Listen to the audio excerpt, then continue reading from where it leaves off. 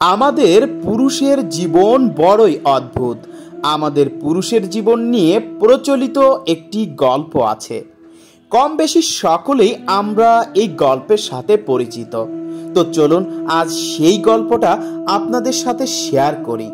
সৃষ্টিকর্তা গাধাকে সৃষ্টি করার সময় গাধার আয়ু দিয়েছেন 30 বছর এবং তাকে বলেছেন সেই জীবনে পুরো সময়টাই কঠোর পরিশ্রম করবে এবং তার বুদ্ধি থাকবে অনেক কম।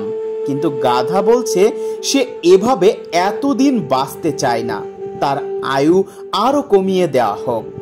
এরপর সৃষ্টিকর্তা কুকুর সৃষ্টি করলেন এবং তাকে বললেন সে হবে মানুষের সব থেকে বিশ্বস্ত বন্ধু, তবে সে মানুষের খাওয়া অবশিষ্ট অংশ খেয়ে বেঁচে থাকবে।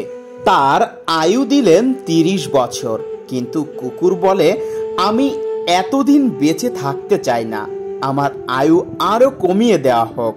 এরপর সৃষ্টিকর্তা বানর সৃষ্টি করলেন এবং তাকে বলা হলো সে এই গাছ থেকে ওই গাছ ছুটাছুটি করবে এবং মানুষকে আনন্দ দিবে, আর তার আয়ু হবে 20 বছর।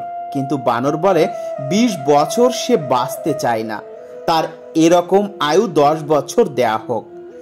এরপর পুরুষ সৃষ্টির সময় সৃষ্টিকর্তা পুরুষের আয়ু দেয় 20 বছর, কিন্তু পুরুষ বলে আমরা এত অল্প সময় ধরে বেঁচে থাকতে চাই না, আমি আরো বেশি সময় ধরে বাঁচতে চাই। তাই গাধা, কুকুর ও বানরের ফিরিয়ে দেওয়া সেই আয়ুকাল পুরুষদের দিয়ে দেওয়া হয়, আর তাই পুরুষ 20 বছর বাঁচে পুরুষের মতো করে, 15 বছর বাঁচে গাধার মতো করে, পরিবারের জন্য খেটে পরিবারের বোঝা পিঠে চেপে নিয়ে। আর 15 বছর বাঁচে তার ছেলেমেয়েরা যা দেয় তা খেয়ে, অনেকটা কুকুরের মতো অন্যের দেওয়া উচ্ছিষ্ট খেয়ে। আর জীবনের বাকি সময়টাই কাটে বাদরের মতো এই ছেলের বাড়ি থেকে ওই ছেলের বাড়ি।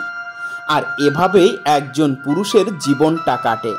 এটা আসলে একটি গল্প হলেও একজন পুরুষের জীবনের অনেকটাই বাস্তব চিত্র এটি।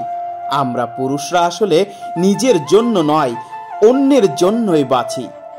একজন পুরুষ মানুষ জন্ম নেওয়ার পরে সে যখন বুঝতে শেখে, তখন থেকেই তার কানে শোনানো হয় যে তাকে বসে থাকলে হবে না, তার জীবনকে গড়তে হবে, তার জীবনে পরিশ্রম করতে হবে শুধুমাত্র তার পরিবারকে চালানোর জন্য, পরিবারের মুখে হাসি ফোটানোর জন্য একজন পুরুষকে দিন রাত পরিশ্রম করতে হয়।